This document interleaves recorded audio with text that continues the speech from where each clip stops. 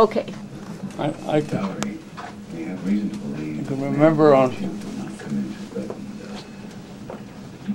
that Sunday night, I had to go to Lawson's to get some milk and bread, and she went along with me, and she just flipped around, grabbed my hand, jumping up and down and so forth, and then of course went to bed that night, and on Monday morning she had a little sniffle, so, and she had 1 week of kindergarten. And Betty said, well, you stay home today, you'll be all right.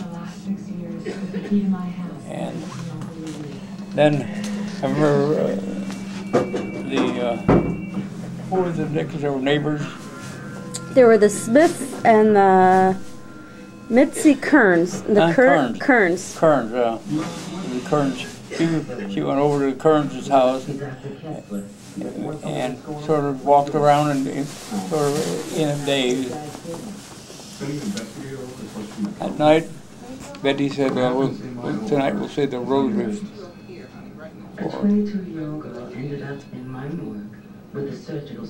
for her. And that was, this is an interruption. We were saying the rosary, and Mrs. Not Moffat, the next door neighbors. Okay. She came over for some reason, and she saw us saying the rosary, and she said, "Who died?" Little did she know. Anyway, that night Betty said, well, Jeannie will say the rosary for you tonight. So we prayed the rosary for Jeannie. That was on Monday. Tuesday, she had the sniffles, and Betty again said, you can stay home today, then you go tomorrow. And we said the rosary. Then Jeannie kept grabbing my hand real hard, pinching.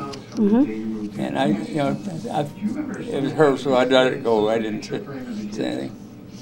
You said it hurt? Huh? Did it hurt? Almost to the point it hurt. But she kept holding my hand like that the rest of her life. Way off. We didn't ask these questions all before. The case has been reopened. Turns out the guy that raped her stole the house key. Look, I still think it was Brian Lexington, that mover. I was with Valerie. So you got to hold her hand then, and then did you put her to bed? Did you put her to bed that night? Or when I took her to Children's Hospital, she had my hand, and she wouldn't let go.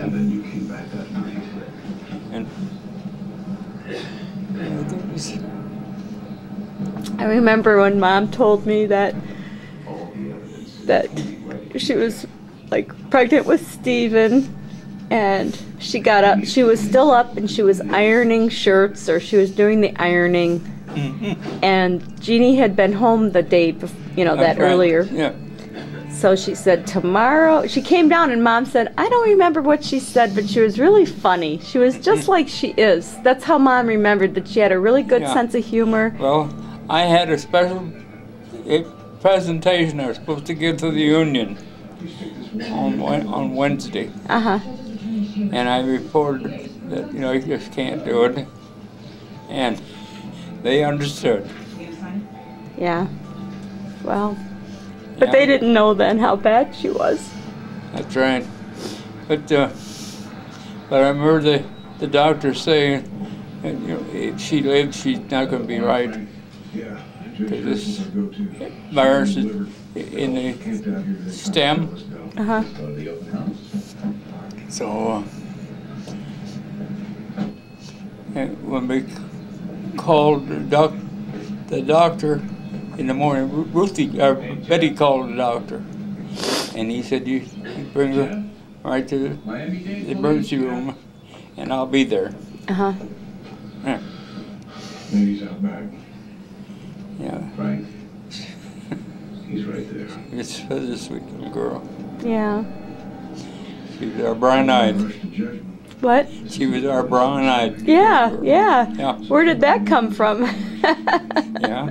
Very, very many generations back, you know. Mm-hmm. Yeah. Yeah. I was trying to think of the doctor's name. It's Irish. Uh-huh. Anyway, when I took her into, she held my hand Yeah. from that rest of her life.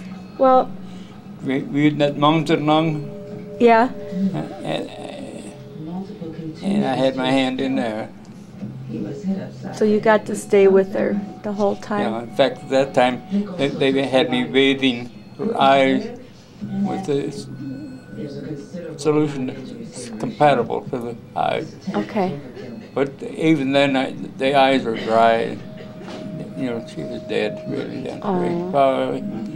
But So I remember Mom talking about how she said she knew what was going on, and she Yeah. couldn't handle it. So she Yeah. went home because she was so tired, because she was so pregnant. And I mean, I know from being pregnant, you're so much more tired I than think you we normally had would. an argument between Christine and Ruthie about her. Somebody, was it Christine? Said something over there. I'm not sure which one. Said about Hobbin. I wanted to go to heaven first, Okay, and yeah, but- Christine wanted to go to heaven first. And we had a big argument about that, but that was after the fact. But when, Hands were made for play. like, Mom went home, which seems so strange to me, because me, personally, I would want to be with my child through all that. She was pregnant and she was dead tired. Yeah. She had to. And she was up at like 2 in the morning Oh, yeah. before that, and then you got her up for kindergarten at 6 or 6:30 or something like that. So Mom hadn't really slept. That's right. And then the stress would be horrible, and all the different things that you would go through your mind. Oh, I cannot even imagine. Including tuberculosis. Serious, sometimes But- sudden infections and cancers have happened in patients taking Zyrtec. But Don't start she was our saint in Hobbin. Yeah. Yeah, and she is. Yep, she's there. That's right. Cholesterol levels have happened. Your doctor should perform blood tests before you start and while taking Zyrtec. And I think it was Christine's the one who was really Tell your doctor concerned about Hobbin. Yep, Chris was the one because she didn't say it right, but I was arguing with her. I think at the time I came home, and I think was it you and Chris had packed the bag, sitting out there on the top step. I don't know, it for me might to have been, drive them. I think it might have been Chris and Mary or Yeah, something like, somebody. or Chris and Jeannie. Oh. You know, it's amazing when the kids are so little. They think the funniest things, don't they? And they say so many funny when you things. think of it, some of it is really not from this world. Yeah, yeah. Yeah, Yep. that's right. Also under 300 calories. Now everybody's happy. Still Lights by Jimmy Dean. Shine on. Raise sun. Get back to one that I started to talk about, the one that's that little cloud grew to a big cloud and Yeah. started to snow. Uh-huh. Pace yourself. And we started, Herb and I were leading the way, and they had on each other, because you couldn't see anything except that white snow. Then when the sun came out, it seemed so great. But that's when that sun come off that fresh snow. Uh-huh. And you, Austin and Ed and I had things we had as a week off. You know. Uh-huh. Uh-huh. It's Christmas vacation or Christmas Easter vacation. Yeah, yeah. And we got about halfway back home, and they say we were going by what we saw on the ground, and that white snow. And when the sun came out at Austin and Ed had blisters under their chins that were about like Easter, like egg yolks. Yeah, yeah. Oh, that would hurt. I always got those. I always sunburned terribly. Yeah. Yeah. But, well, I think I'm going to have to get ready to go. Okay.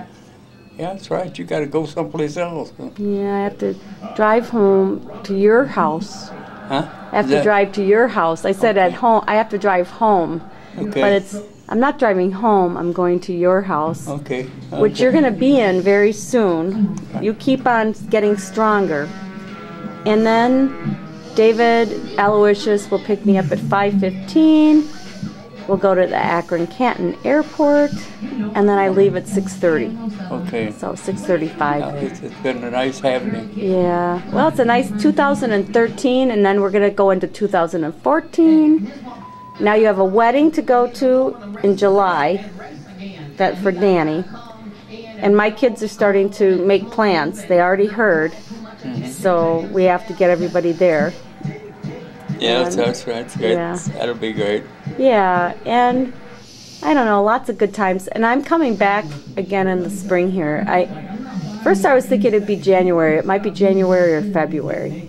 Okay. I'll even if it's just for 2 days or something, Okay. I'll come back. Right. Okay. So I'm gonna just do this.